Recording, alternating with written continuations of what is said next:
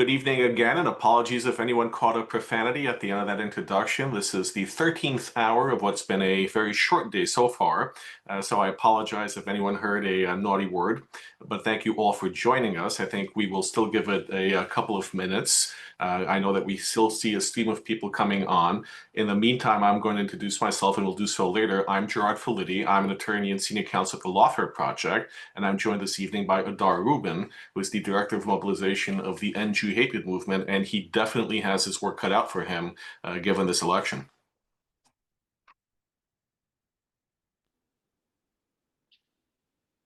Oh, to say that is an understatement. There's a lot that's going on right now, to say the least, and there's a lot to discuss.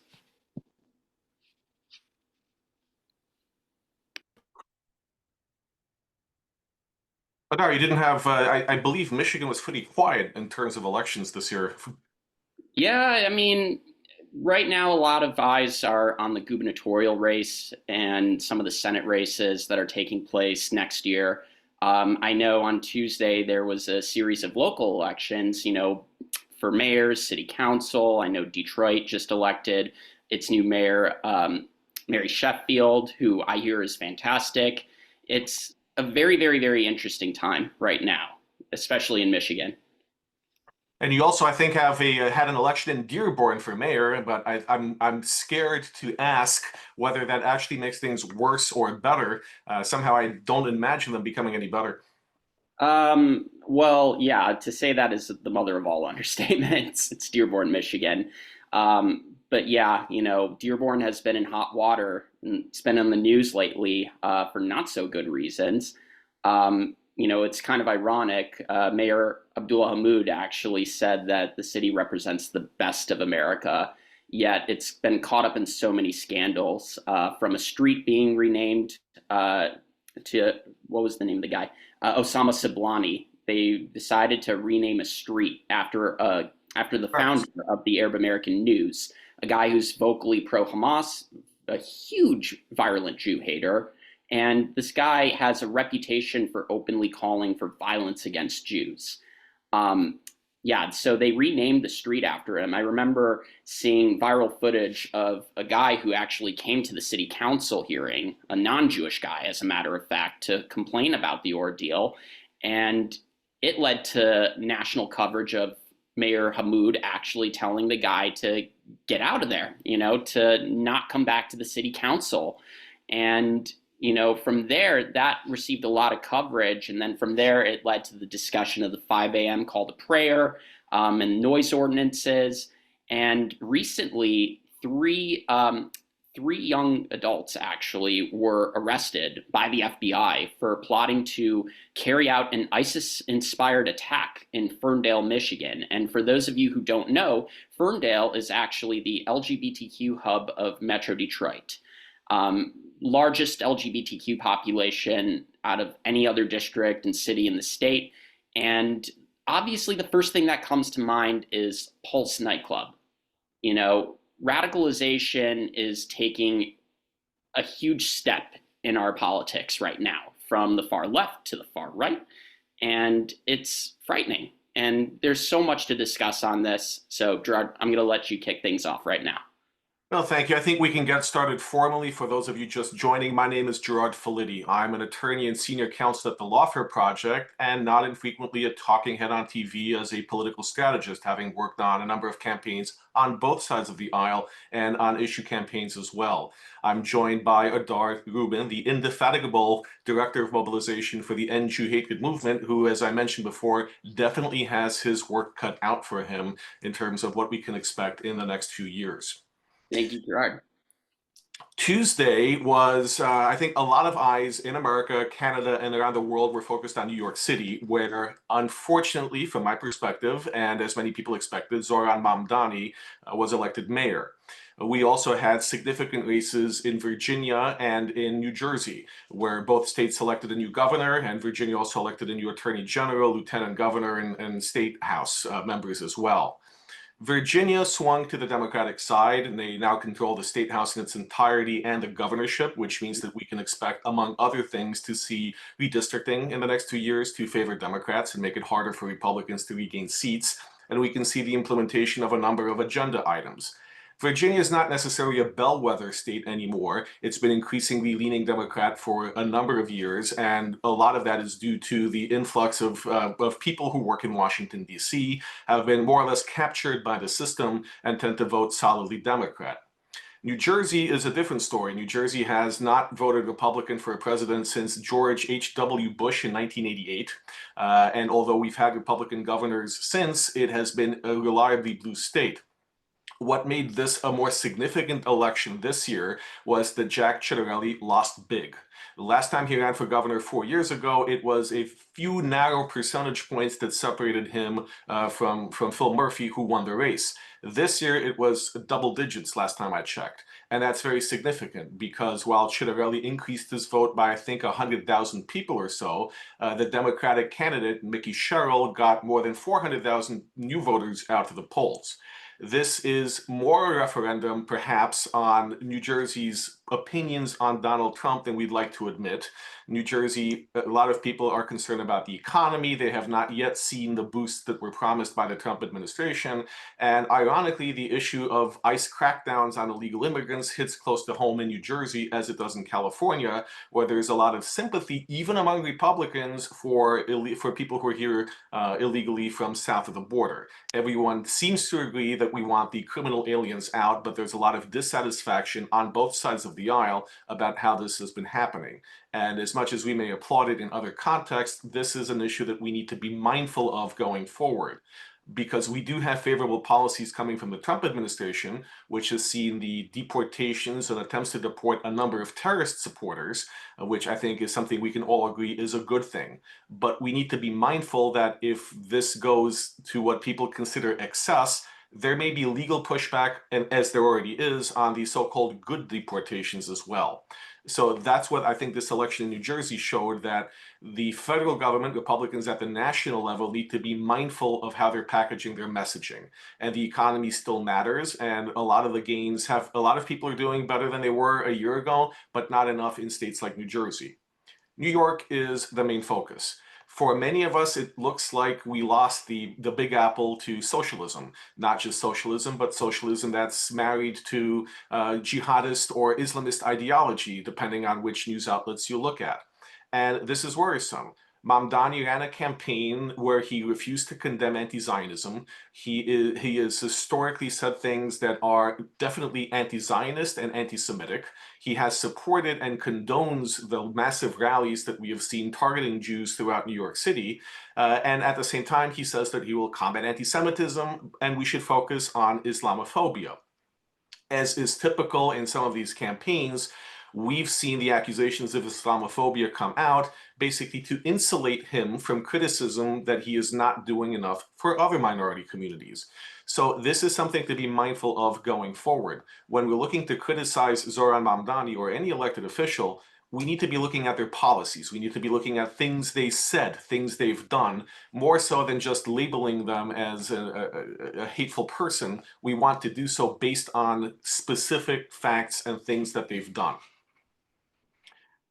What Zoran Mamdani's election means to New York is really a big deal.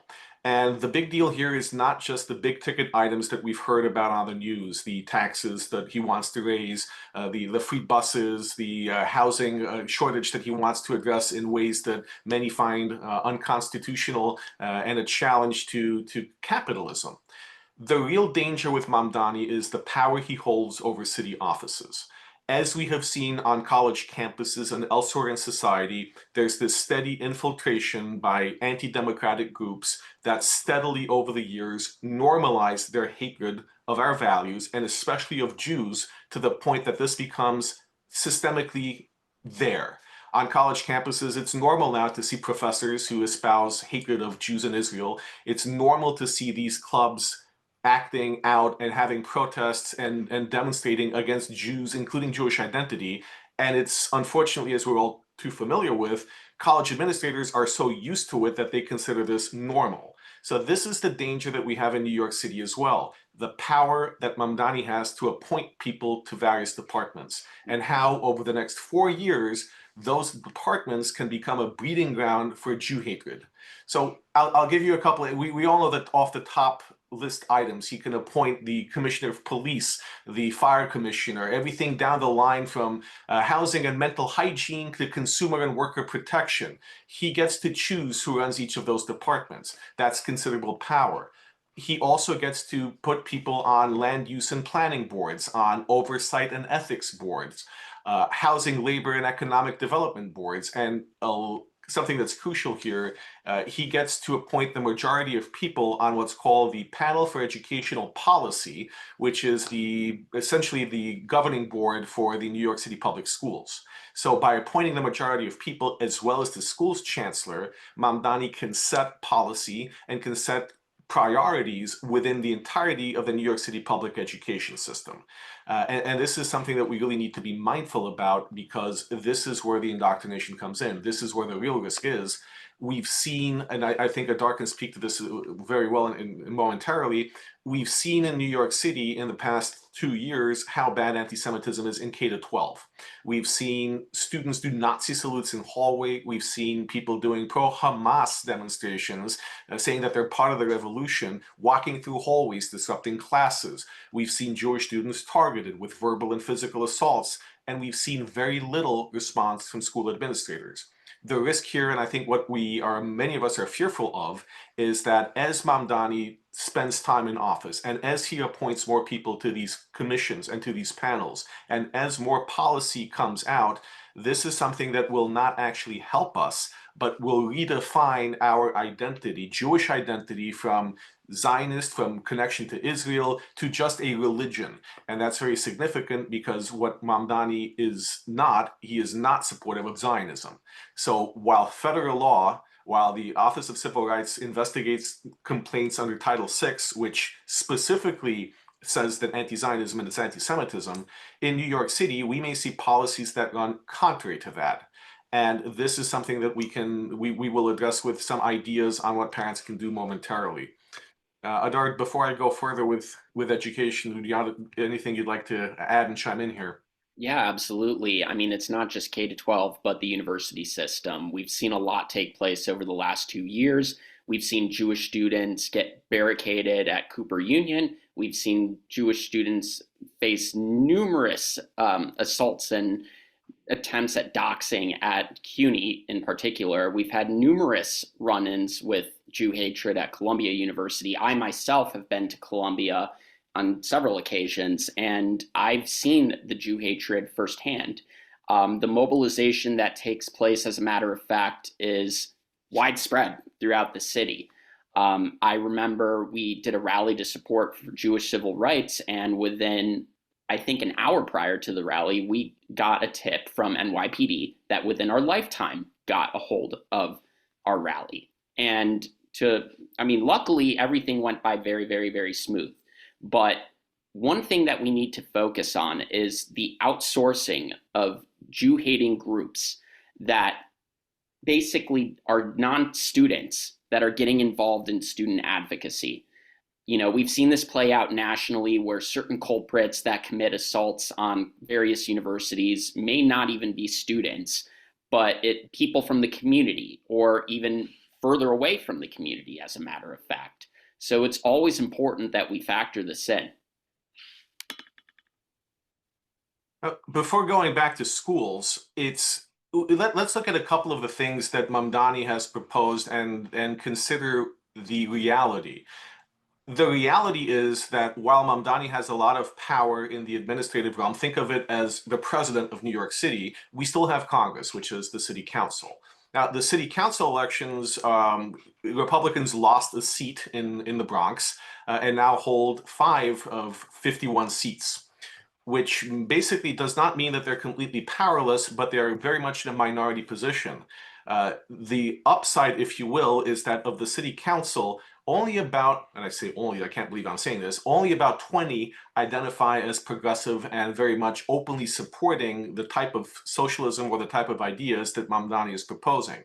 And you need 26 votes in order to pass a budget, to implement a lot of change, anything that has to do with tax and policy that requires city council approval, you need those 26 votes. And right now, Mamdani does not automatically have them. Now, of the Democratic votes, there are a few that are more conservative. There's a block of 4 Democrats or 5 Democrats that usually tends to vote along conservative ideology lines, so they vote more with Republicans. But it's the large group of Democrats that will influence whether or not some of these budget ideas, some of these tax ideas, some of these housing ideas, busing ideas are actually implemented. So one of the key things going forward is people in New York City need to know who your city councilor is, member is. You need to be able to communicate with them and express your concerns. And one of the most important things to do is to show up at these city council meetings or at the local district office when council members have essentially office hours to express your views and express your concerns. If council members see that there is a public upswell against certain policies, they may not support Mamdani's ultimate agenda, and they may either vote against it or help obstruct it by requiring studies, by requiring additional procedural hurdles, basically drawing things out, which helps us because it gets us closer to 4 years from now when we have the next election. So one of the key things is know who your council member is, know how to contact them, and start paying attention to opportunities to speak. And when you're speaking, it's really a few things. One, and what our focus is at the Lawfare Project and Jew hatred, it's anti-Semitism. So raising the concerns that we have with specific examples of what's going on in your district, in your neighborhood, in your school. This is important as a trail, as a record that it forces the council members to notice, but it also provides that record for potential litigation or potential public action or protests and rallies, working with other groups as well. But you need to set that record. You need to complain. You need to show up and explain what that situation is and personalize it. It's one thing to get an email that's from me or from Adar about an incident that happened somewhere, and it's quite another thing for a person who had a personal experience to show up and talk to their local officials about that.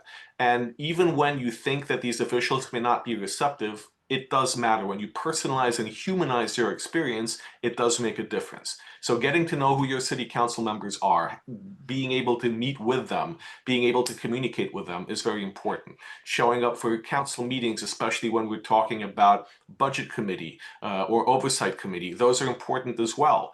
Because as much as we like to think sometimes that everything gets done behind closed doors and everything's preordained, the reality is that public opinion does sway, especially electeds who are on the fence. So when Mamdani needs more moderate Democrats to pass an agenda item, those Democrats are looking and saying, will this affect my chances of getting reelected? What are the people in my district saying? Maybe I kind of like this idea and I'd support it, but on the other hand, if I do that, voters will vote me out. So it's important not to put pressure on them necessarily, but to share your opinion and to share how they impact your daily lives. Adar? And to expand on that, don't just go to these city council meetings alone. Bring your allies, bring your community, bring as many people as possible. To say that public commentary has an impact on the traditional elected officials' vote is the mother of all understatements. I mean, we've seen this play out on the local level, even through our efforts in various states such as Michigan. We've seen it in Oregon. We've seen it in California. We've seen it happen nationwide. And it's vital that you bring your friends because public opinion matters. I mentioned earlier on this call with what happened in Dearborn, that viral video of that one guy who complained about the sign being renamed and the noise ordinances and how that guy got national coverage, which led to a national conversation.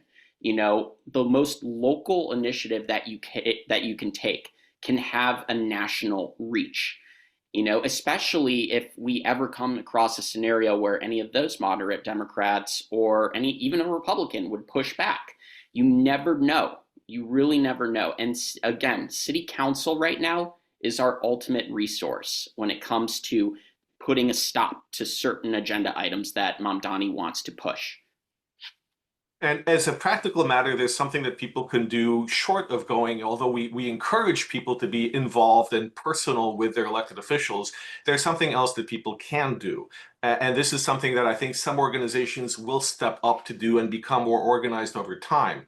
But the freedom of information laws in New York are a powerful tool for exposing connections that are perhaps harmful to us. And in exposing those connections, they may lend themselves either to public pressure, to activist pressure, or even to legal challenge. Hmm. What I mean by that is when you are, for example, under the Freedom of Information Law, you can request communications between one of your elected officials or Mayor Mamdani, I can't believe I'm using that expression, or some of his or his staff with other organizations. For example, you can request correspondence between Mayor Mamdani and CARE regarding the development of anti-Semitism policies.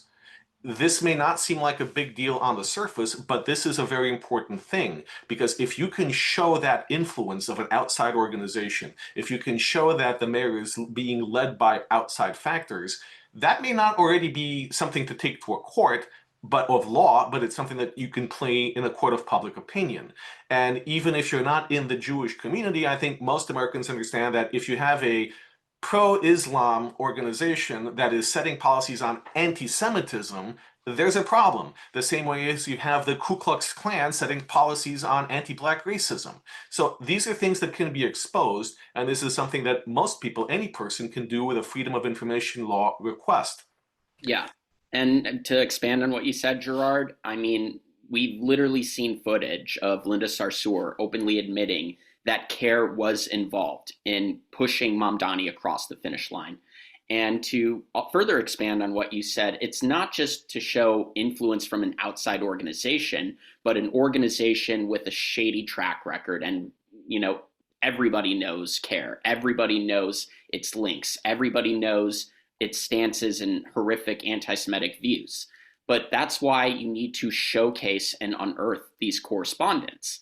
You know, the correspondence between Mamdani and these organizations, these coalitions, these activist groups, you would be surprised because, I mean, to be honest, I'm not surprised that a lot of them that Mamdani engages are known for espousing Jew hatred, promoting Jew hatred, and even justifying Jew hatred. I'll give you a quick example of that. And here's a fun fact.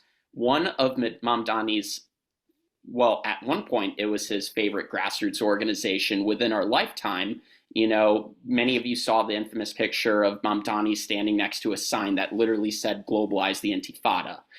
As a matter of fact, you know, its leader, Nurdin Kiswani, refused to condemn the recent vandalization or the swastika painting that was on a Jewish, what was it, a Jewish private school in Brooklyn, you know, this week. She criticized him today, saying that it's unacceptable because it basically comes at the detriment of Palestinians.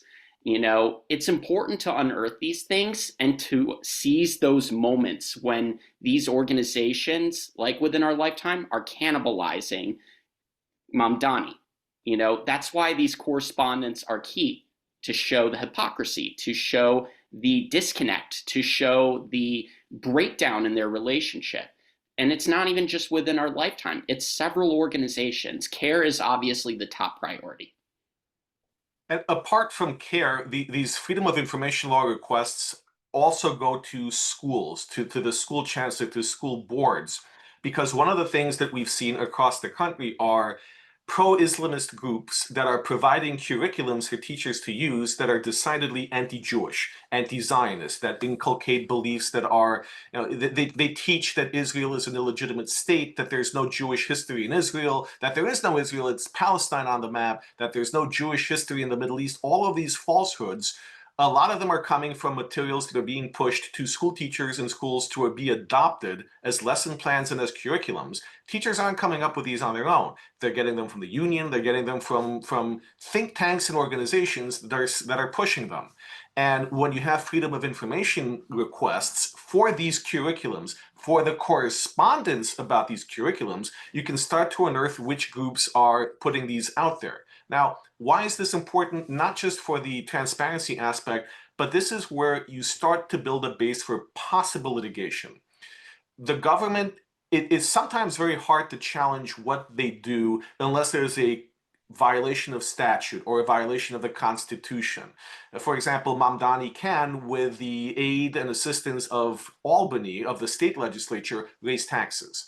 Now, a little side note here. Albany doesn't like New York City that much. They may all be, it may be majority Democrat, and you'd think that they have the same priorities, but they don't. Upstate New York does not like downstate New York. They don't want New York City to take more tax dollars that benefit New York City at the expense of other cities or regions in the state. So it's not a given that the state legislature will rubber stamp Mamdani's request, which is also an opportunity to reach out to elected officials in Albany, not just from your region, although that's key when you're their constituent, but from other parts of New York to show that New York City residents don't want this.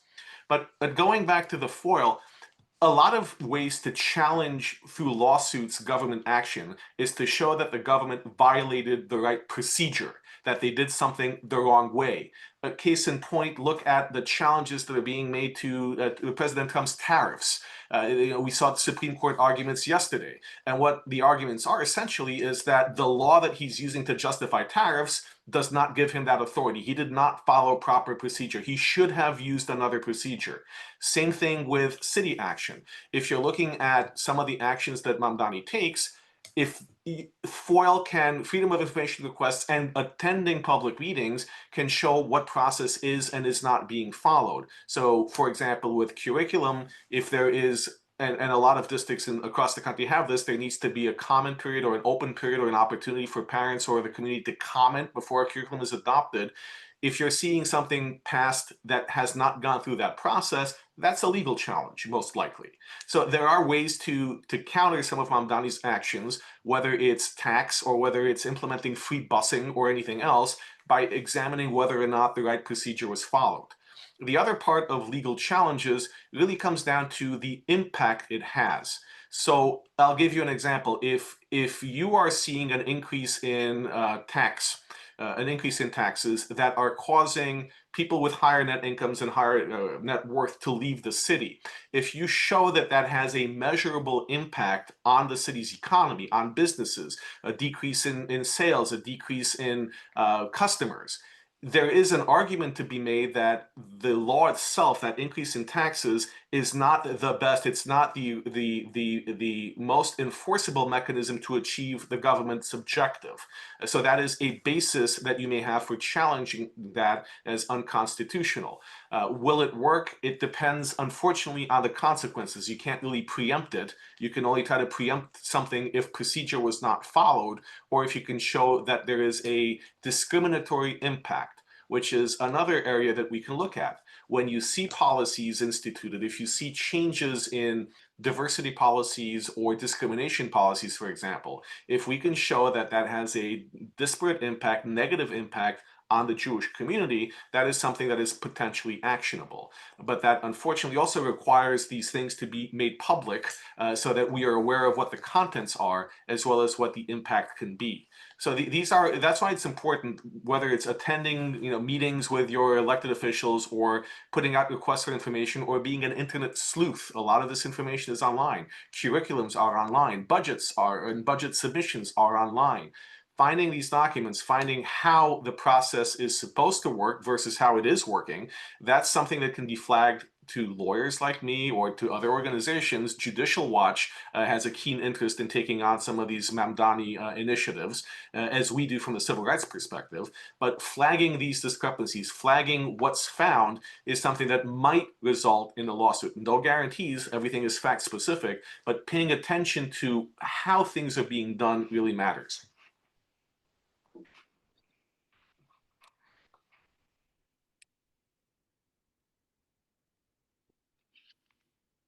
All right. I want to shift back to education for a second, for a bit, unless Adar, you want to add something to that part.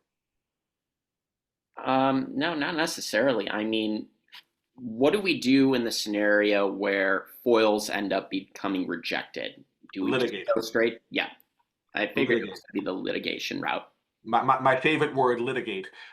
FOILs can be denied if they are improper requests, if they're requesting material that is privileged or confidential, but the government does have an obligation under sunshine laws in every state to provide a large category of documents. And communications with elected officials are public documents.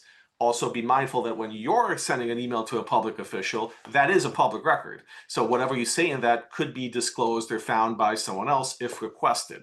But if these requests are denied, then it's a cause for litigation.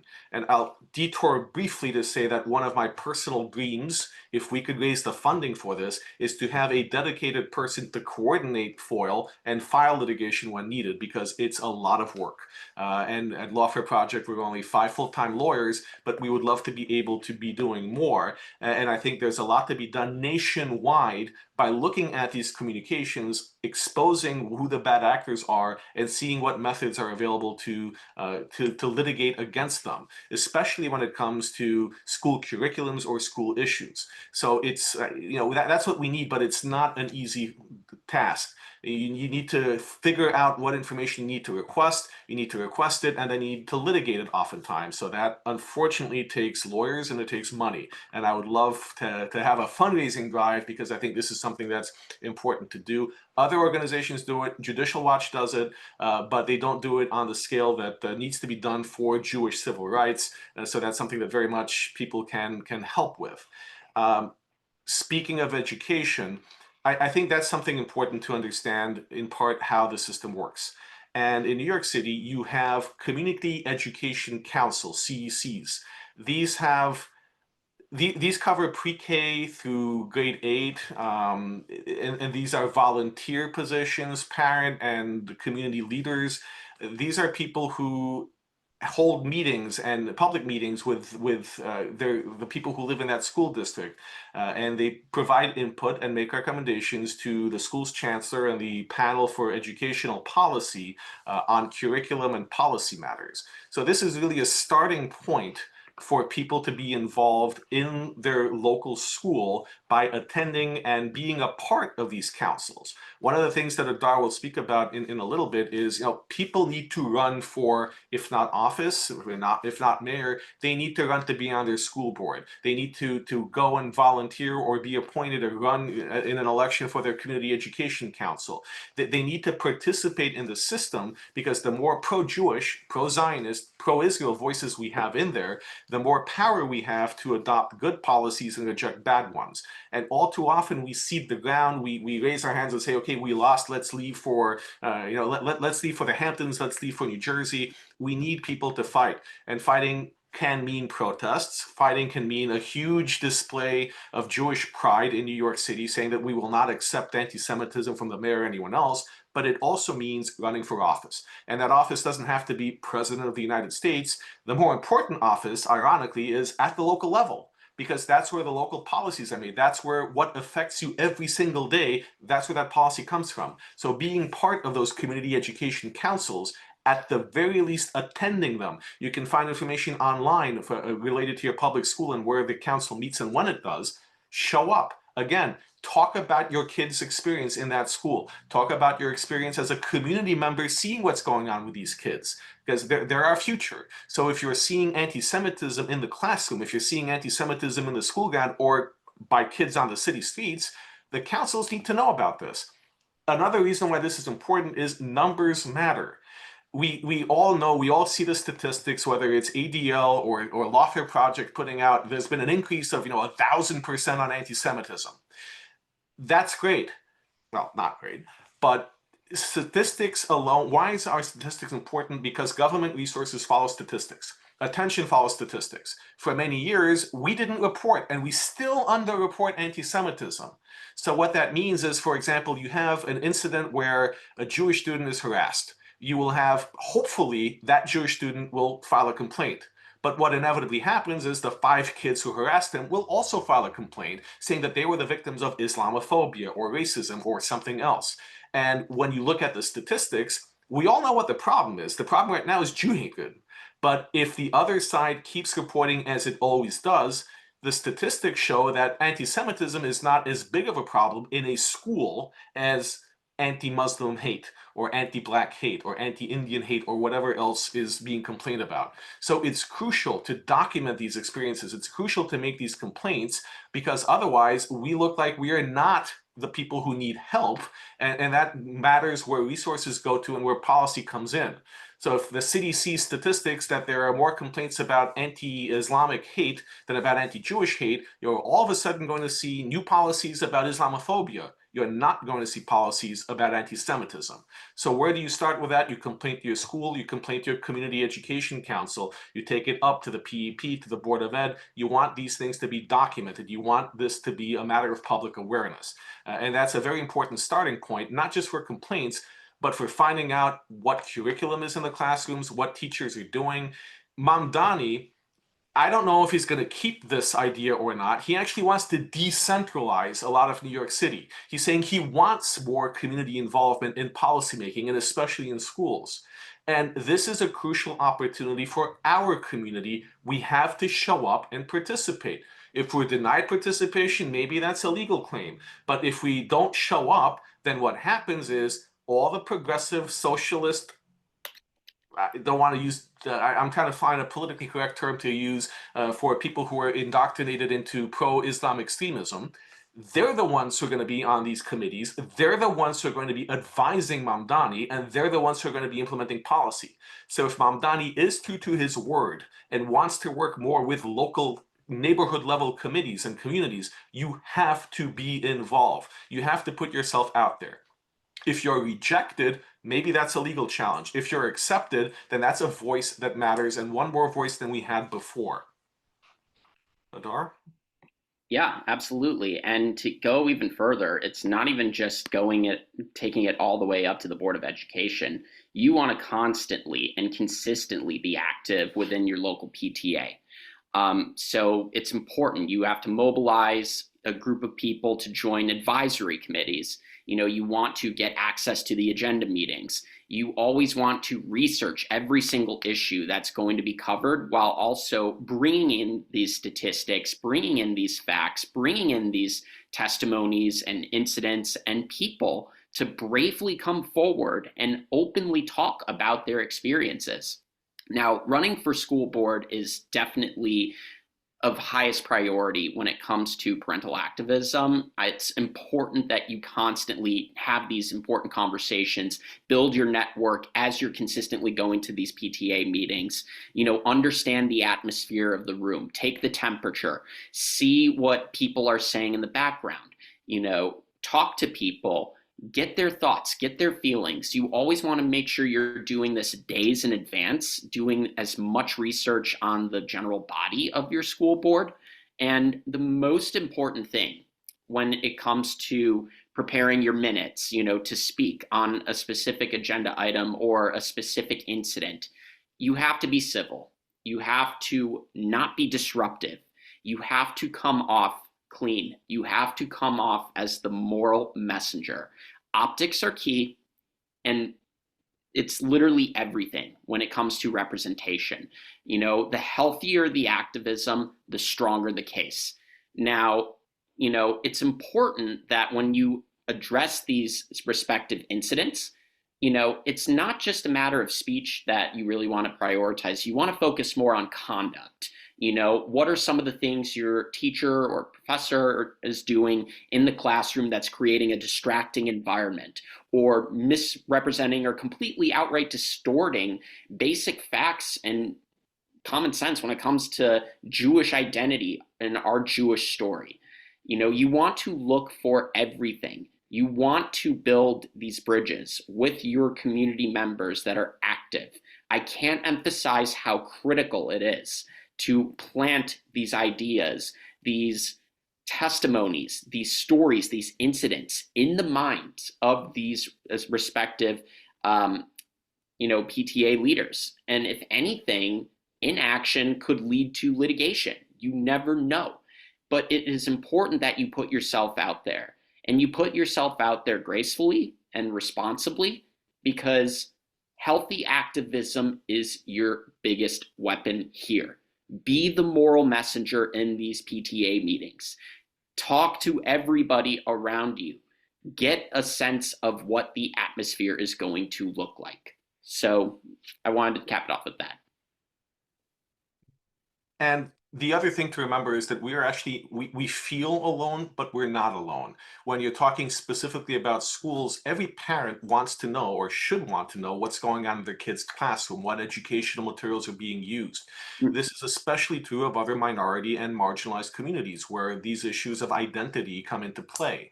So part of this, and Adar will speak about this more a little bit later, I think is building those bridges, building those alliances, talking not just to our own community, but to members of other communities on a very general level. It doesn't have to be specifically and at first about anti-Semitism, but it could be about, hey, what are our kids learning in the classroom? How does this affect views of our identity? Let's find this information out together. We're all concerned, or we're several of us are concerned about this policy initiative. Let's raise it, because there's a lot more power. We all know this. There's a lot more power when you are there with someone else, and we're not alone. When we're looking at college campuses, we're much more alone than we want to be. But in K to 12, parents want to know, they want to influence policies. We've seen this play out in elections across the country where there were, when you're driving past a public green in cities where you can actually drive, you'll see a lot of campaign signs for school board. If anything, I'd say the majority of signs I've seen in New Jersey and in suburban New York were for school board, because parents actually are very involved or want to be involved. So don't look at this as just a Jewish issue. Look at this as a wider community issue. And to that end, NG Hatred created an initiative called End Hate in Education. And there is a guidebook that we put together that's available on our website that is very general about what steps parents can do to be involved, to find information about what their kids are learning, what the policies are, to find information about what to do with school boards, how to run for school board, how to participate. And it's important that parents have these tools. These are not tools specific to the Jewish community. These are tools that every parent can use. So I encourage, and we'll put the link in there in a bit, but I encourage everyone to go and see what this toolkit is, download a copy, and it's something that you can use to find out more, to take action, to be involved with curriculum and school issues. And in terms of alliances, this is something that we're seeing more and more. We have to be mindful that we are not an insular or isolated community. We have for many years had the support of Christian evangelicals, for example, but even that nowadays is under threat when you see some figures like Tucker Carlson who are attacking that connection. So we want to speak to our fellow man, whatever religion they may be, and introduce ourselves and explain to them our connection to them and to our holy land, to our ancestral homeland. And these things are very important. These things are how we build alliances, like other minority communities have. The Jewish community marched for every other minority community across civil rights history. We stood with every marginalized community against every injustice in American modern history. Now it's time to stand together for ourselves. That's what NG Hatred is for. Lawfare Project will litigate, but we need that standing together as activists. And going back a little bit to the actual topic at hand, when we look at elections like this, a lot of this is avoidable. But why it's not avoidable is we don't, and I don't say we as in the people on this Zoom or even the Jewish community, the vast majority of people don't think strategically where we need to be 5, 10, 15 years from now. They react. They look at what's happening on TV and react to that. The smarter people plan strategically. How do you influence policy? How do you influence politics? How do you get your people elected? And that's a process. We're not very good at that, unfortunately, and you may hate me for saying this, but we need more people to be out there asserting our identity and advocating for our civil rights. For example, college campuses and even K to 12, all we see are speakers being brought in that criticize Israel, that criticize Jews, that criticize Zionism, that bring the most anti-Semitic things on campus.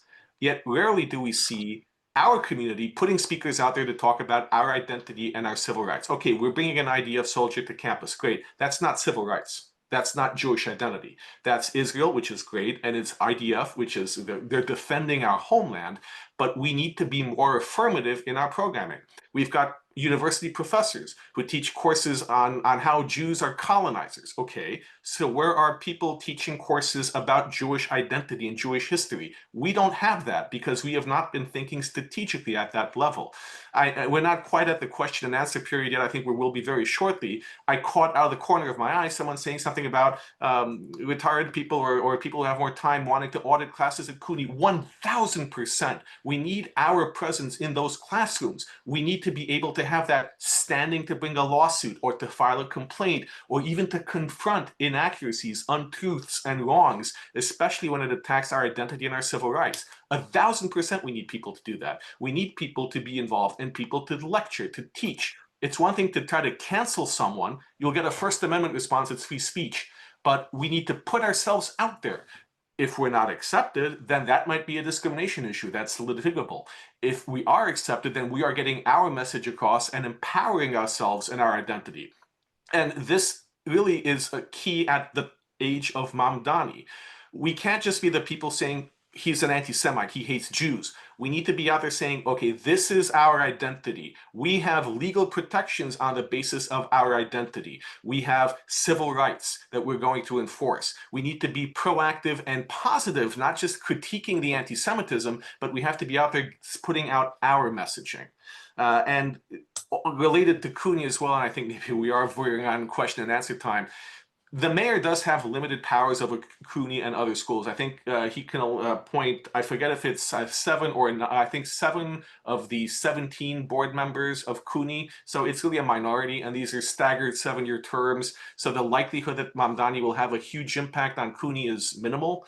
The city does contribute somewhere between 15 and 20% of CUNY's budget. So that is an appropriations issue. That is more city council than mayor, although the mayor proposes the budget. Ultimately, the issue is with city council, and we should perhaps be pushing for them to cut funding to CUNY because Mamdani or not, that's a hotbed of Jew hatred. We see that across CUNY campuses, and not enough has been done. The chancellor has done very little to address anti-Semitism other than use platitudes in Albany. So when you're looking at CUNY, don't think so much of the mayor, think of city council, think of the state and cutting funding or imposing constraints on that. But overall, the point that I'm making is we need to be involved in the process, not just to criticize what the people that are part of it. Adar?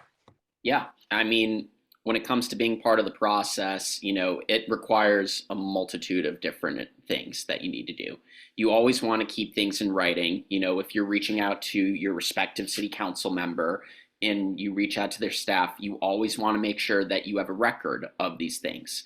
All written records. The same thing generally applies also to the PTA front. You always want to know procedural rules. You want to know disciplinary processes. You want to know every single step of the way. So when it comes to organizing and mobilizing, it's critical that you bring in as many folks as possible to assemble these critical coalitions. It's more powerful when you have your non-Jewish friends talking about the impact of Jewish civil rights in America. Gerard, you hit it on the head. Strategically, we need to be smarter. We need to be bringing in civil rights activists that are willing to talk about these critical things. We at the End Jew Hatred movement are trying to do this even on an international level. And as a matter of fact, last week I started 2 chapters in Kenya and South Africa, and both those chapters have people that want to tell civil rights leader stories and incorporating the Jewish impact on it. I want to hear stories about people like Aaron Shapiro, for example, the first Jew to ever sue Henry Ford, over a violation of his civil rights and an attempted defamation. I want to hear more stories about, Jews who helped African Americans obtain their voting rights during the civil rights era and even prior to that. It's critical that we tell these important stories. We're planning various initiatives with various Black and Jewish organizations, and it's not even just them. It's Hindus, it's Muslims, it's the Asian American Pacific Islander communities, so many. And it's vital that you find these common grounds, these commonalities, the shared struggle of what happens when your civil rights have been violated. People that come from, Cuba, for example, you can relate to people that fled to the United States that said their civil rights were being violated. You see the rise of socialism out there, and you can find common ground. The same thing with people that have fled Russia, USSR, or the Soviet Union. People that have fled numerous countries, Arab countries, they've fled pogroms. I myself come from a family that faced a pogrom in Yemen. You can talk to these people from these communities and identify these shared struggles and tell each other's story. And it's important that you build these alliances because it makes such a stronger case when it's not just Jewish people advocating for their respective civil rights. And it's always important that we return the favor. And let's talk, very well said. And let's talk for a moment about one of those things that we can do as allies. Now, I spoke before about freedom of information law requests. That is in large part reactive. It's setting the stage for potential other action. Yes, so it's preparatory. But let's talk about being proactive, especially when it comes to allyships with other communities. One of the things that the End Hate in Education campaign is looking to do is we're looking to push positive legislation. Yes, we can request curriculum and we can request lesson plans and we can request to know who is preparing them. But why don't schools have that legal obligation to put that material online? The pandemic has taught us that everything can be online when it comes to education. So let's have laws. Let's push for legislation at the local level, at the state level, and at the national level. If you have a lesson plan, it goes online. If you have a curriculum plan, it goes online. Let's have legislation that requires providers of lesson plans and curriculums to have some sort of accreditation, some sort of a minimal requirement to teach. I'm a lawyer. I'm not an expert in sex ed, but I can put together and sell a curriculum that teaches second graders about sex. Does that sound right to you? No. This is something that we can be proactive about because that's not a Jewish issue, it's a parent issue.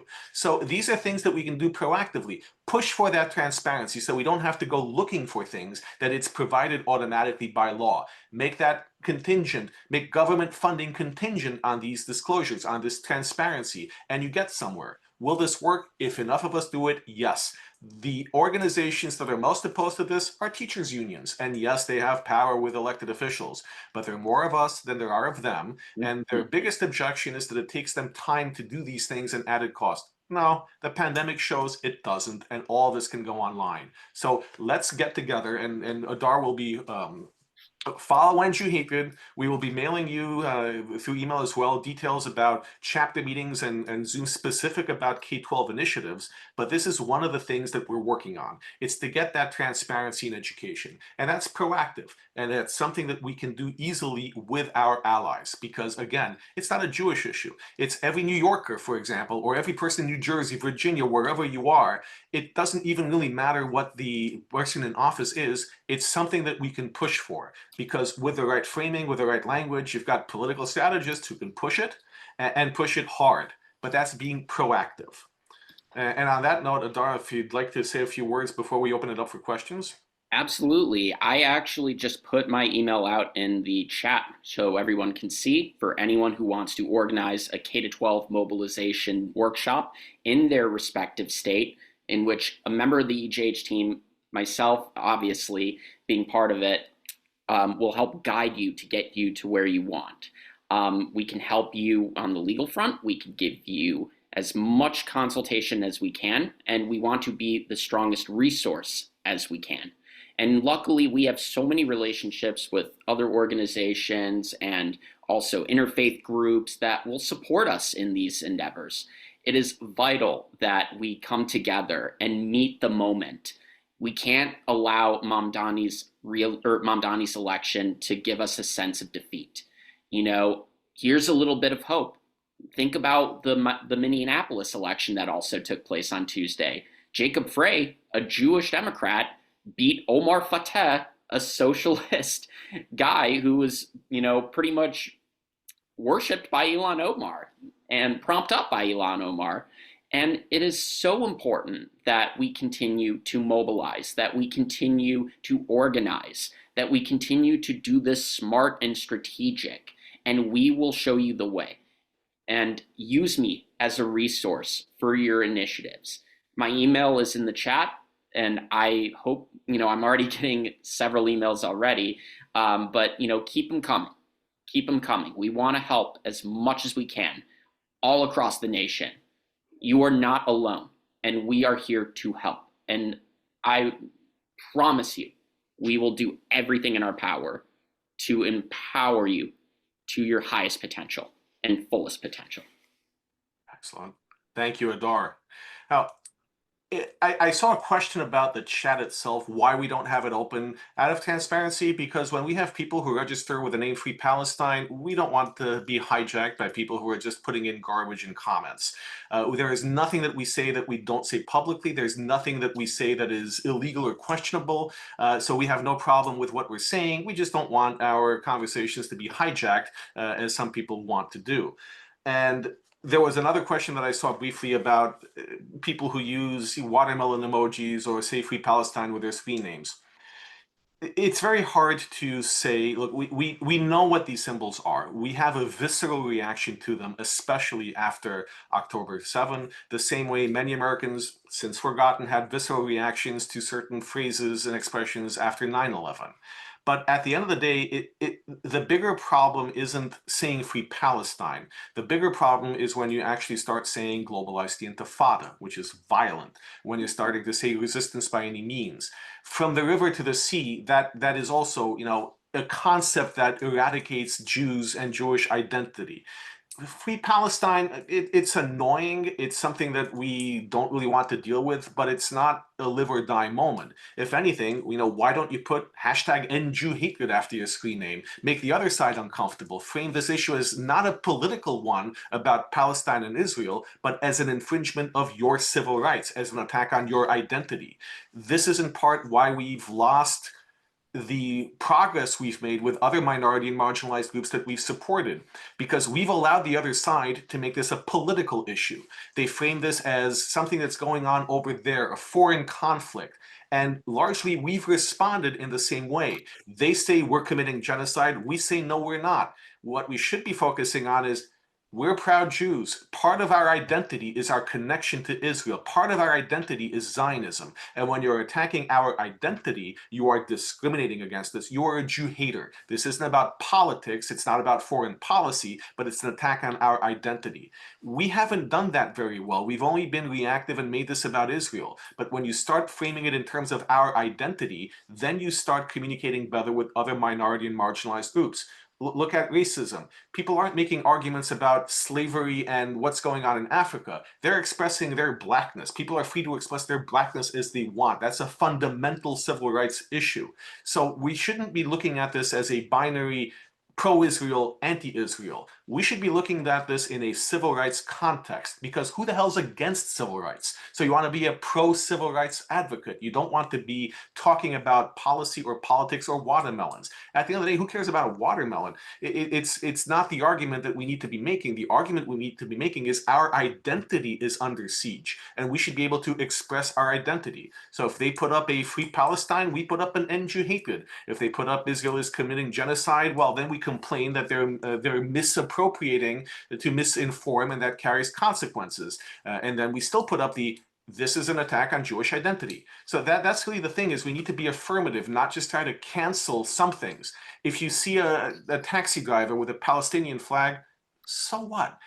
So long as he's not actually going off on you, so long as he's not threatening you, so long as he's not out there supporting the genocide of the Jewish people, people can have a Palestinian flag. We shouldn't be, we should learn to pick our battles. So I know some people might be disappointed by that answer, but that's also the legal answer, because there's no legal action to be taken against that type of conduct. That's seen as speech. Where you do take legal action is when you are targeted with discrimination.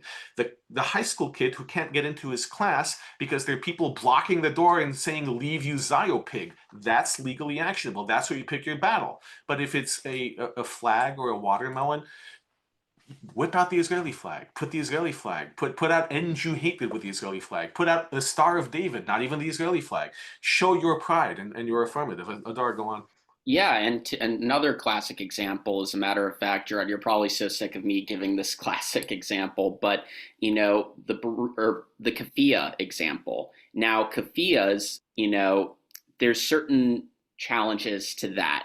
I think, if I'm not mistaken, Gerard, it is considered religious apparel. Some people tend to push back and say that you know, it's a wardrobe of hate.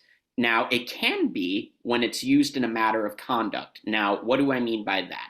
If you are going to a coffee shop and you see a barista wearing a keffiyeh and nothing else, maybe a Palestine flag, and she serves you your coffee and you go about your day, you can't just take a picture of her and scream cancel, cancel, cancel.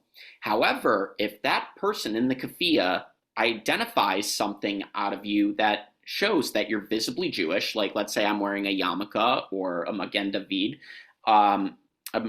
necklace, and she says to me, "I'm not giving you your pumpkin spice latte, you Zionist pig, get the hell out of my shop," that could merit action. That 100% could. In a classroom, let's say you are in a district that has a large Jewish demographic, and a majority of Jewish students in a public school are in a classroom, and their teacher is wearing a keffiyeh, and the students are constantly distracted by the fact that the teacher is wearing a keffiyeh. You could make an argument in those PTA meetings by saying, hey, what is the dress code of your respective school? Like, what are teachers required to wear? Can we see the policy? Are they required, or are they allowed to wear religious symbols and apparel? Not If even, not, sorry to interrupt, not even religious, because I think the argument isn't that it's religious, it's cultural. I would strongly argue that it's not religious, and I think it would be hard for people to say that wearing a keffiyeh is part of religious practice. It's not a niqab, it's not a hijab, it's not something that is more traditionally associated, or an imam would come up and say this is something that you're obligated to wear. So I think you're absolutely right about the argument to make about dress codes. But I think the stronger argument is to first say it's political and it's distracting. The distraction correct. part's key, because it doesn't matter if you're wearing a Trump t-shirt or a Kamala Harris t-shirt. That can be considered distracting from the educational purposes, and it can get you sent home to change. Same with a keffiyeh. It's a disruption of the flow of proceedings, a disruption of the flow of order.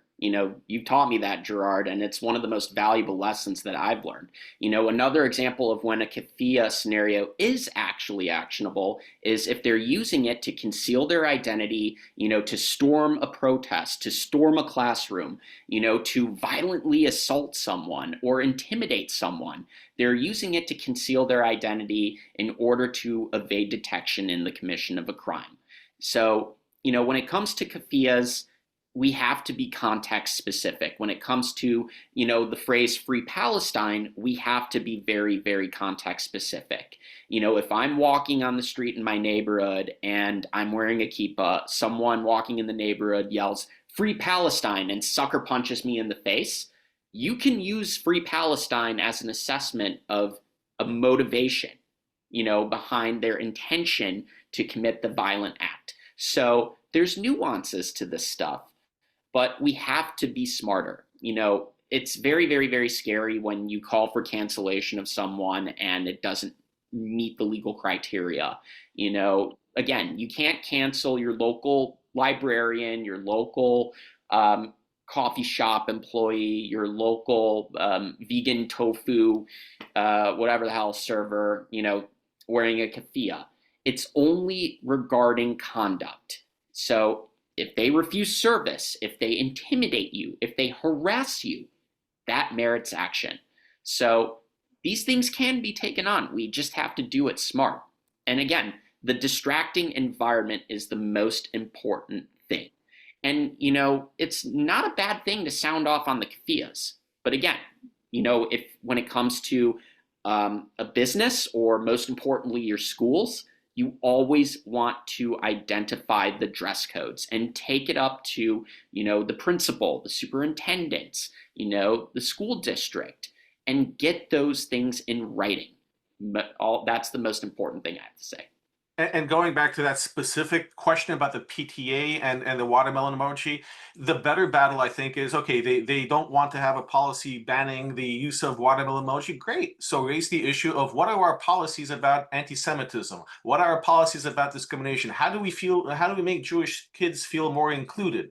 Because that's an identity-based approach that's not criticizing or commenting on a symbol or an item, but that's going to the broader issue of inclusion. And as much as some people don't like the diversity, equity, and inclusion model, and as much as the Trump administration is looking to eradicate it, it's still very much ingrained within schools. So the language of, well, you are quashing my identity, you are not respecting my diversity, that's still a powerful argument to make, especially with PTAs, with teachers, with schools, with all of that. So it's not necessarily, as Adar said, cancel, cancel. It's, okay, let's talk about the real issue, which is policies against anti-Semitism, policies against bullying, harassment, policies against basically policies that protect identity. And when you reframe the narrative, it's no longer, you're putting them on the defensive. What, they're not going to talk about anti-Semitism? Then that's something that can be, to some extent, whether politically or through activism or through law, active.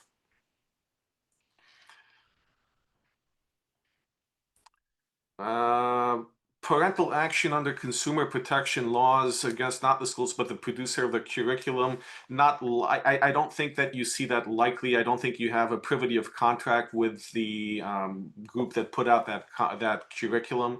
Usually, consumer protection laws go with direct consumers in most states, although the law has been expanded in some through litigation. I think that's a pretty challenging argument to make.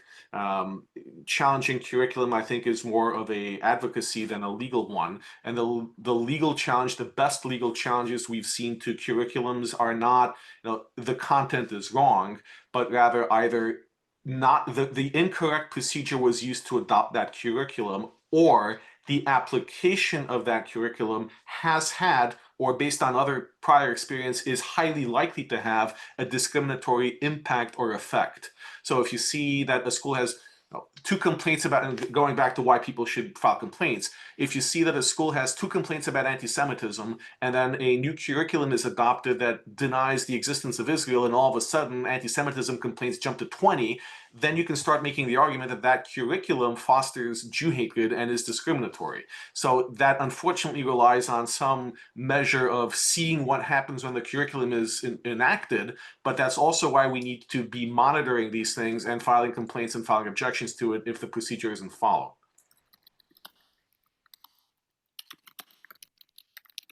Mamdani and foreign funds.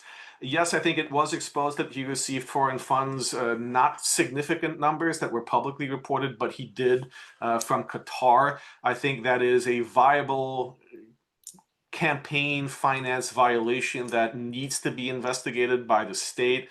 I'm not entirely sure if the federal government could take over if the state fails to do so, but that is something that is a potential violation.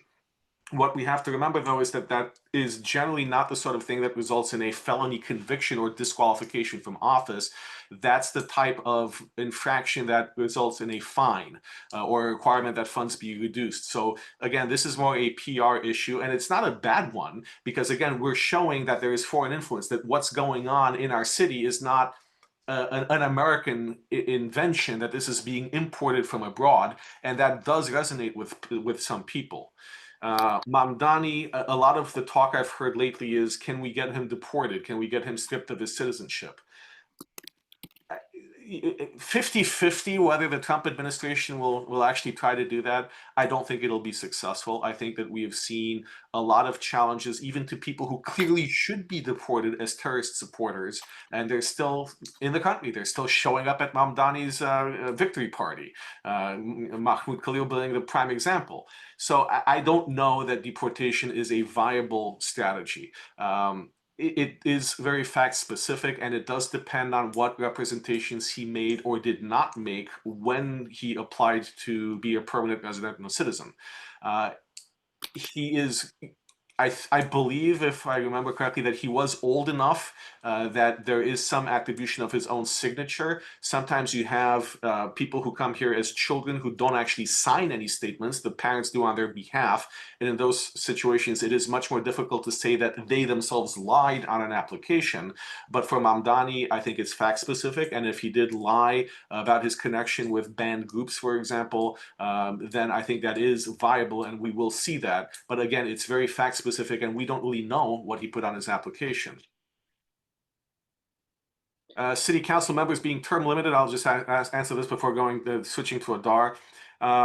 Re-election is not necessarily their concern, but it is a matter of finance and legacy because these people want to be employed back in the private sector when they're done, and they usually want to leverage their city council experience into a well-paying position as an advisor or as a consultant. Yes, they are less susceptible to pressure, but at the same time, they do have their professional reputations to think about. And we've seen a little bit apart, we have seen successful activist pressure to get people fired from their jobs, who are engaging in Jew hatred. So it's not something without consequence because this is something that follows them. It is a stain on their record if they are supportive of policies that the vast majority of their constituents don't agree to. So that is a legitimate point that people who are term limited may be more free to do crazy and stupid things, but in practice, that's much more limited in application. Adar? So there's an interesting question that actually popped up. Do we need to be concerned about the composition of the police force changing under Mamdani, which would make the Jewish community more vulnerable? Well, um, a couple of parts to this answer, in my opinion.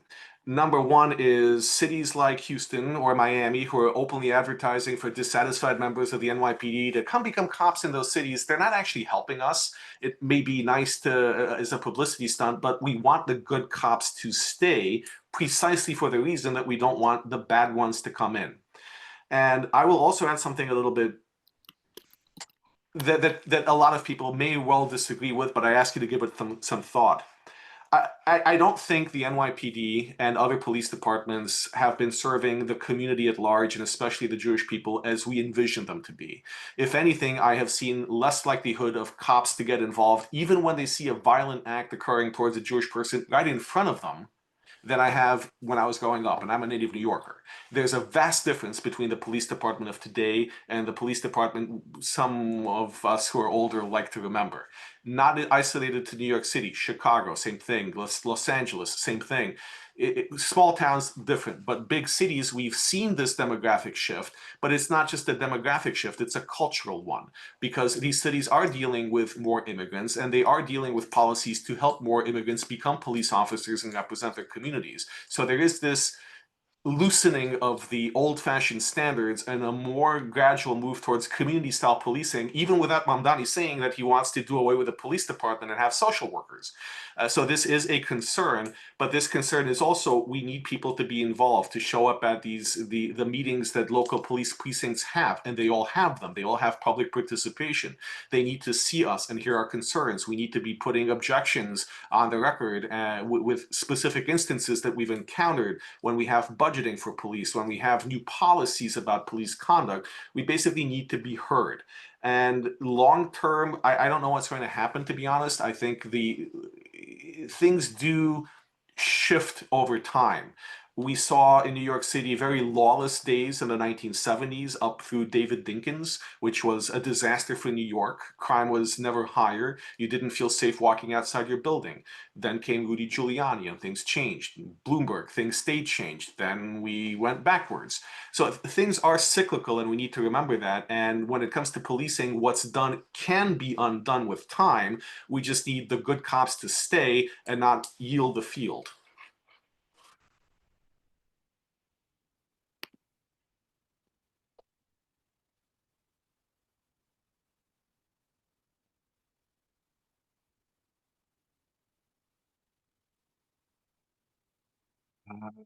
Looking through these.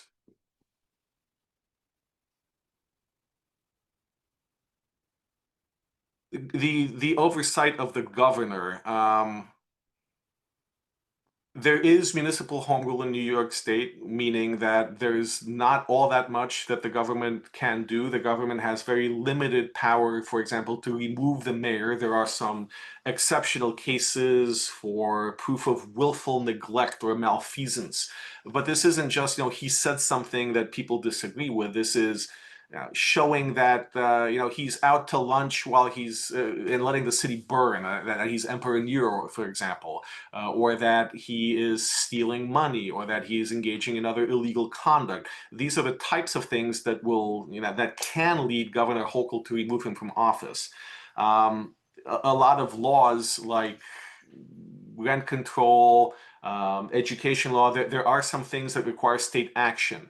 It's not that it's more of a veto on city rule, and the mayor has to specifically invoke home rule privilege in order to enact some things. So it's not automatically given that he can do them. The legislature is more likely to side with Mamdani on some policy initiatives that the governor and the legislature agree with, but it's not a blank check.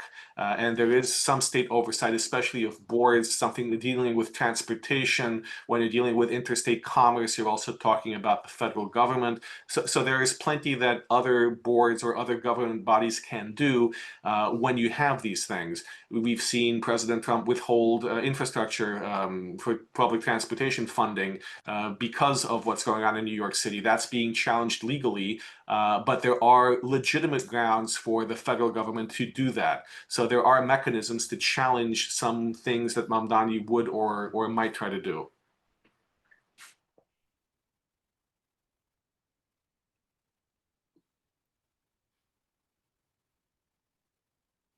And yes, we do need to organize a large rally in New York City supporting Zionists and Jews. I remember, I think it was Adar, 2019 or 2020, that we had that massive rally across the Brooklyn Bridge when thousands of Jews and supporters showed up. We've had big rallies supporting Israel and the release of hostages, but I think we do need that massive rally showing that, hey, we're a sizable portion of New York City's population, and we shouldn't be hiding and afraid to show our identity, or for the public at large to see that we are a large bloc and that these issues are important to us. So we absolutely need that type of empowering display of identity. Show them we're not going anywhere. Unions are a problem. Unions, especially the teachers' union, it's disgusting that they endorse political candidates at all, in my opinion. Unfortunately, it is legal for them to do so. The provision under which they're incorporated or governed by tax law and by law in New York State and federal law, they can legally endorse. The problem, I think, is not so much legal as it is social. You want to put that pressure on schools and these unions that they're not helping students or their community by showing preferences, especially when a sizable proportion of the population is not just disagreeing with them, but considers their picks to be an anathema to the fair and equal application of the law. So I think that's the argument there is more of a social one, more of an activist argument that by endorsing these candidates, by giving them money, you are sending the message that you are not respecting the identity of a sizable minority population, and that in turn leads to situations where their civil rights are in jeopardy. Unions are a problem everywhere when it comes to Jew hatred. And I've seen people saying, they should leave unions, they should abandon them, they don't want to deal with it. But I strongly disagree with that. I think that, and this again, my personal opinion, is the other side, or the people who hate us, or the people who hate democracy, have been able to infiltrate these unions over time. We can't just give up that space. We need to have that presence as well. It took the pro-Islamist factions decades to infiltrate the unions. We can't now just wave our hands and say, okay, we're leaving, because that's giving them all the power. And I don't think that that's a good thing. What can members of unions do? Again, it comes down to process and procedure. Inevitably, unions do screw up when they take action, when they endorse policies, when they even budget things. So you need to be mindful of how things are being done by the union, because you can challenge them legally when they're not following their stated process. So that's, again, why it's important to not abdicate your role in a union, but rather be a part of it, know how it operates, and help others who are like-minded infiltrate and join it.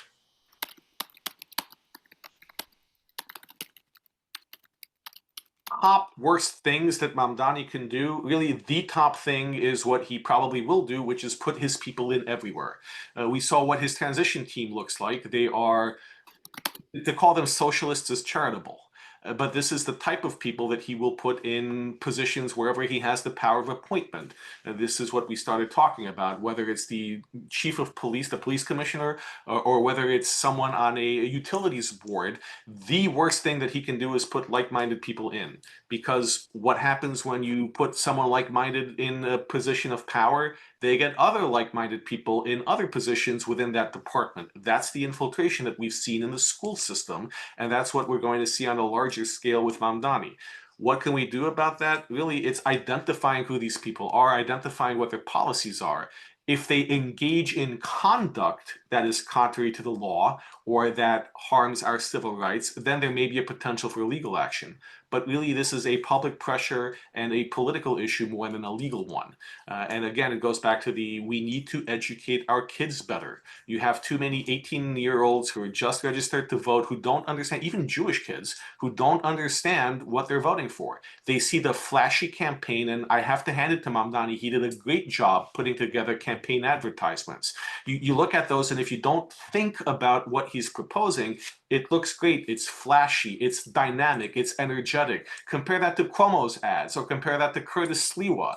How many 18-year-olds can identify with Curtis Sliwa and the Guardian Angels? I don't think very many. So Mamdani did a very good job selling himself to the youth, but that's where we have to focus as well. This is why we have to focus on K to 12. We want to end the indoctrination in schools that's leading people to be organically pro people like Mamdani. We need to push back on that from K to 12. But we also need to focus our messaging to those young people. Trump, when he won the re-election last year, he brought out a lot of first-time voters as well, because his campaign, working at McDonald's, being a sanitation employee, some of us laugh at that, and whether you like him or hate him, that message resonated with first-time voters. So we have to focus the messaging. We're not trying to educate the 60-year-olds. We're trying to educate the 18-year-olds. And we don't always do that by talking down to them. We have to figure out the ways that they communicate and engage at that level. So part of this is addressing the indoctrination in schools, but the other part is we have to tailor how we address this. And the best people who can help with this are parents. We want to hear from you. What messaging, what language do your kids respond to? What are the things that prompt them to change their behavior, or more importantly, change their opinion? I think these are important things to share as a community, because when we apply that not just to our kids, but to their peers, that's how we start making a difference. And that also is about parental involvement. I know we're all busy. We're all struggling to work as much as we can. And, it's not cheap living in America these days. The economy is improving, but not the best. But we still need to know what our kids are doing. A couple of years ago, we did a panel in Ottawa where parents were actually surprised by what their own kids were saying they were experiencing in schools. And that was really eye-opening. We have to ask our kids what they're learning, what the teachers are saying, how they feel about certain issues, because that exposes the problems that we need to address. And if we can't address them through the school system, we can sure as hell correct them at home. We need to be that moral, upstanding source of inspiration for our kids as well. Adar? Yeah, so there's an interesting question that just came up. Back to police concerns, personal experience. I attended a peaceful rally at the UN a few months ago. There was an aggressive group chanting, "Death, death to the IDF," a block away. As we were leaving, two cops told a group of us that if we walk by the opposing group and something happens to us, we were asking for it. Is this something we have to put up with legally, and something we should prepare to face more often under Mamdani, or is there something actionable in a case like that? So, Gerard, can I give my thoughts on this before Please you get? do. Yes. So when I hear, when I hear something like a cop saying you're asking for it, it really depends on the circumstance. If you're leaving a rally and you're trying to get from point A to point B without attempting to confront them or agonize them, even if you shout something but just walk away afterwards, but the anti-Israel Jew haters continue to follow you and intimidate you and harass you. And when you sound off to the police officer and they give you that kind of response, that could merit an action because that is a negligence of duty. That's a dereliction of their duty, as a matter of fact. However, if you are leaving a rally and you see this anti-Israel protest and you automatically rush to confrontations and clashes and things like that, I could understand why the officer would say that. But, at the same time, you know, it's important that you assess the scene and that you ensure that they're actually doing their job. I, for the most part, would avoid them as much as I can. I remember in particular one rally we did at Columbia where, I mean, it's the one that I mentioned earlier on this Zoom when within our lifetime showed up to counter protest. I remember as I was leaving, two of their protesters screamed at me, Yahudi, Yahudi, we know who you are, Yahudi. You think you're safe, mother effer, but we're going to find you. And luckily, they have yet to find me. But I didn't interrogate them. I didn't, or not interrogate, I didn't intimidate them. I didn't confront them. I didn't resort to heated debate or anger or yelling or anything like that. But if I was walking past that group, just to get away from the scene and they harass me physically, verbally, and I sound off to an NYPD officer saying, hey, can you please do something about it? I'm just trying to go. I don't want to cause any issue, confrontation, trouble. And the officer gives you the, hey, you're asking for it if you're near them response. That's a failure on the NYPD's part. But Gerard, I'm going to let you give a more definitive answer from the legal perspective. That is no good points. That is unfortunately more of a complaint to the Police Oversight Board or an IA internal affairs complaint than it is legally actionable. Unfortunately, there is no direct cause of action for when a police officer doesn't do their job unless it's under very limited circumstances that are so egregious that hopefully they never happen to anyone. This does speak to the larger problem of policing and district attorneys. I think many people may be surprised to learn that Alvin Bragg was reelected mayor of, not mayor, excuse me, district attorney in New York County, in Manhattan. Not the race that got the most attention, but it damn well should be, because Mm-hmm. we've seen where the prosecutorial priorities are. A number of years ago, we had a client who was the victim of a violent hate crime attack, and the NYPD wanted to get this guy prosecuted, the attacker, but the district attorney's office didn't want to hear about it. We got the feds to take the case. It was prosecuted by the U.S. Attorney's Office and went to federal prison. But this is not an isolated incident. We have a DA in New York City who does not prioritize either the Jewish people enforcing hate crime attack laws or even enforcing a lot of other laws. And because of that, you also see police in action. When a prosecutor doesn't prosecute an assault, why is a cop going to arrest someone? If basically what it takes to get prosecuted is you've broken someone's skin and they're bleeding, then that's the only thing that police are actually going to respond to, if that. So that's a problem that goes to the district attorney. That's a problem that is, we need to vote for the right people in the DA's office. We can try arguing that the DA be removed by the governor, but that's realistically not going to happen. So this is really an issue where the number one thing is vote for the right person, but then also, and thankfully now we have a different administration, put pressure on the Justice Department. Yep. Federal hate crime laws exist, and if the cities and states are not prosecuting offenders, then we need to shift focus and have the federal government do it. And Yeah. even though there are, there are limits to federal resources, the government is shut down right now. A lot of U.S. attorneys have been replaced or quit or been fired. That's still where we need to go, especially when we're seeing a failure on the part of local officials. And downgrading charges, that happens all the time. It's really, for me, it's sad working in this field to see that the so-called efficiency of the system and saving a taxpayer dollar by not pursuing maximum charges is something that that is now being prioritized. But that is the harsh reality, that unless you have a very violent altercation, police are not likely to do anything to make an arrest, because they know that the case is not going to get prosecuted, or it's going to get pled down to something. In New York City, it's almost as if hate crimes charges don't exist except in the most egregious circumstances. The only thing we can do is put pressure on the DA's office, vote for the right person, ask the federal government to step in, enforce federal hate crime laws, pass changes to law in Albany about, for example, wearing concealment during attacks, to make that punishable by law as well. But Mhm. ultimately, it stems from, if prosecutors don't prosecute, then police don't enforce the law, and things escalate.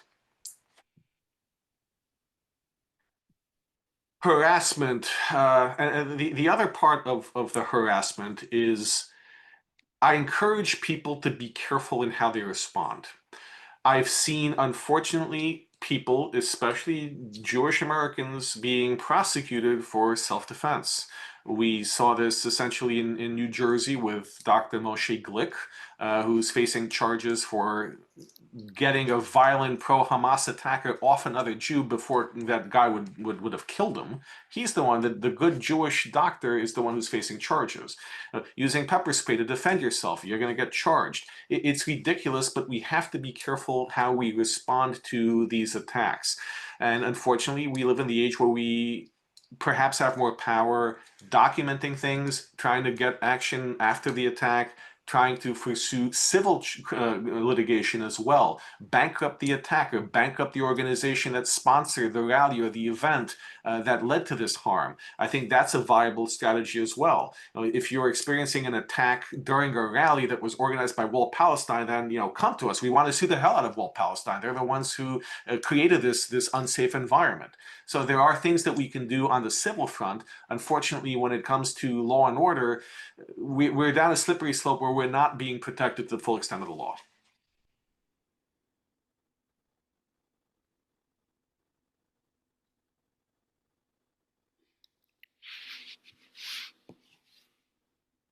Adar, are you seeing anything else that jumps out? Mm, let me see. Oh, Mamdani the said he's not, Zionists. yeah, permit any Zionists in his coalition. Isn't that a civil rights violation? Potentially, yes. And in order to test that, we need a Zionist to to actually join Mamdani, or want to join Mamdani's coalition. It's really theoretical when he says it. You can say, I want to boycott Israel.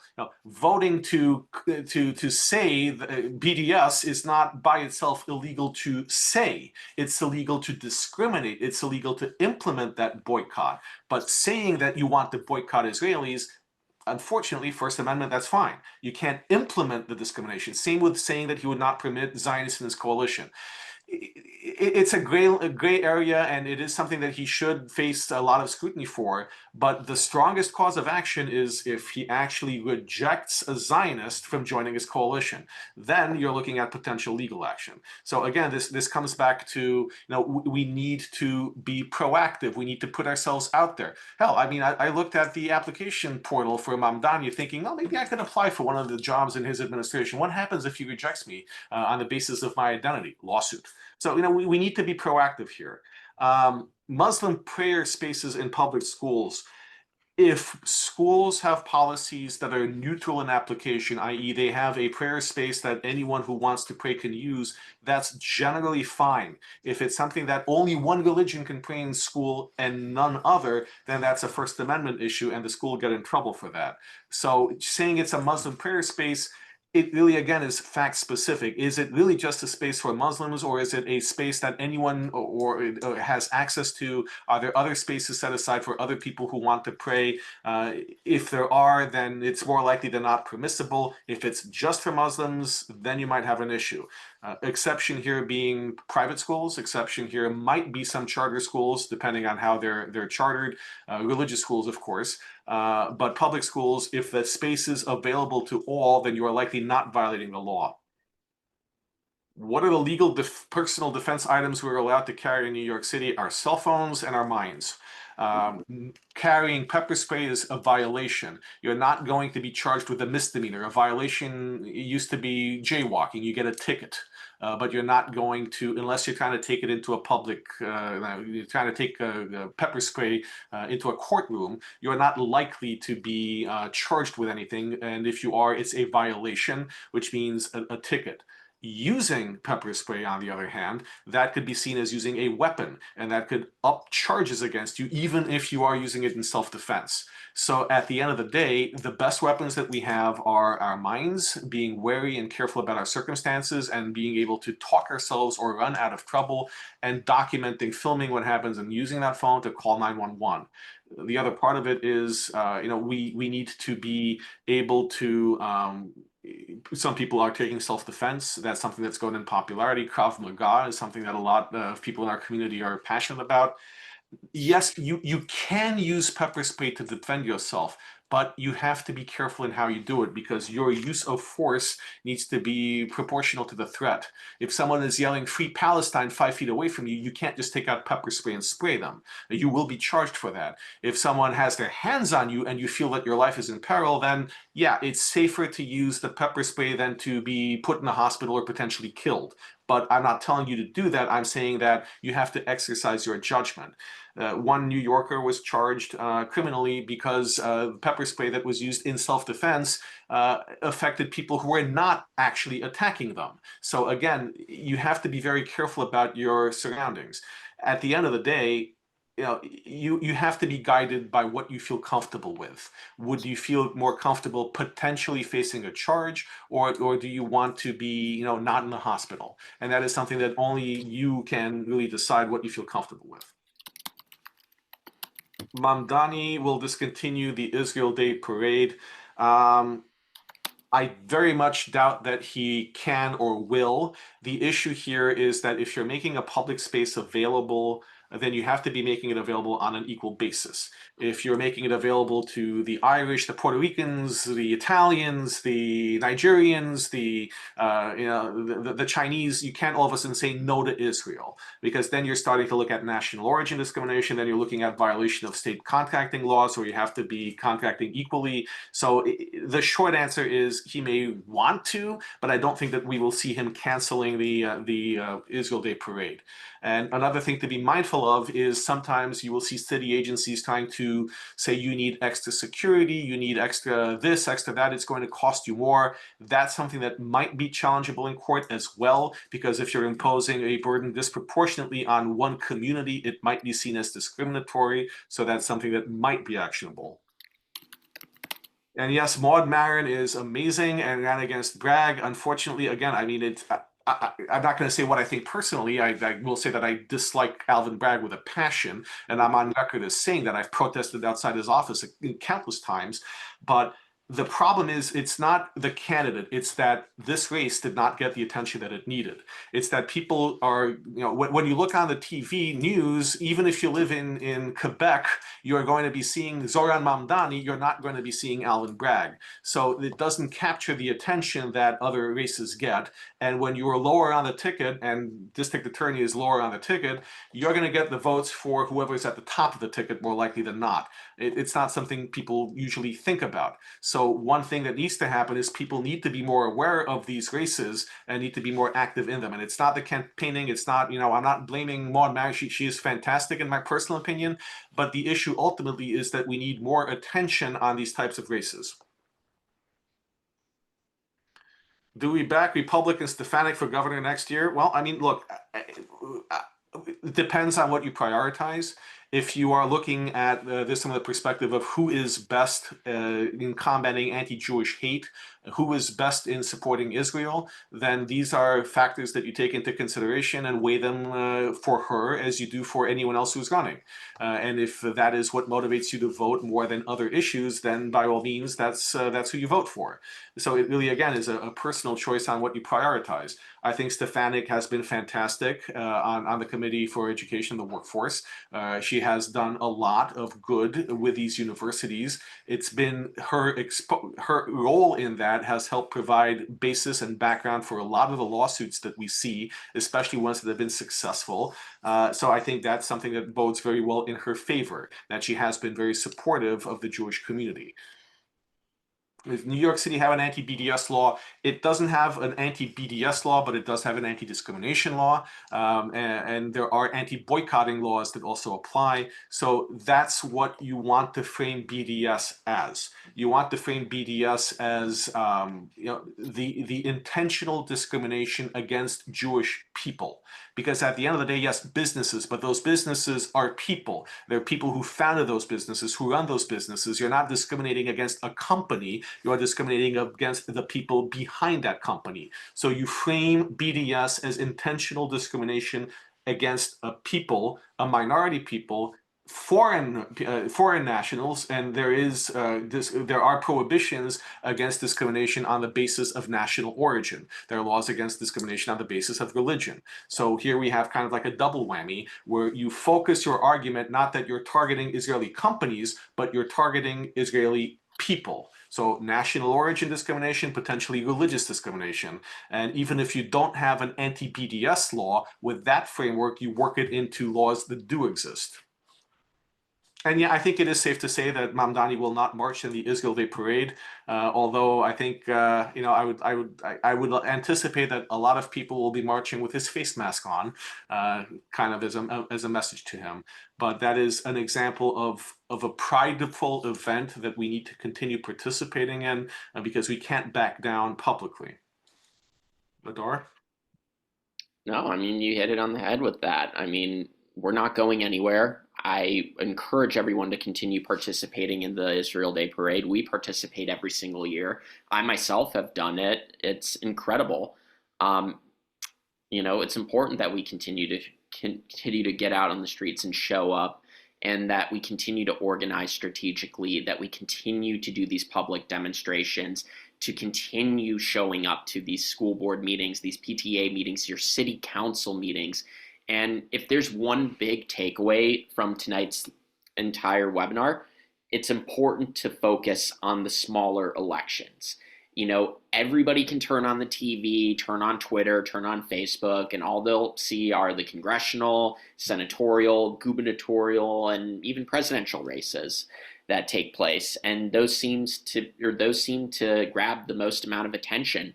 But as Gerard perfectly stated, Alvin Bragg was no friend to the Jewish community. I know exactly what case you were referring to back then. This guy tried to set up a plea deal for the culprit that attacked the victim.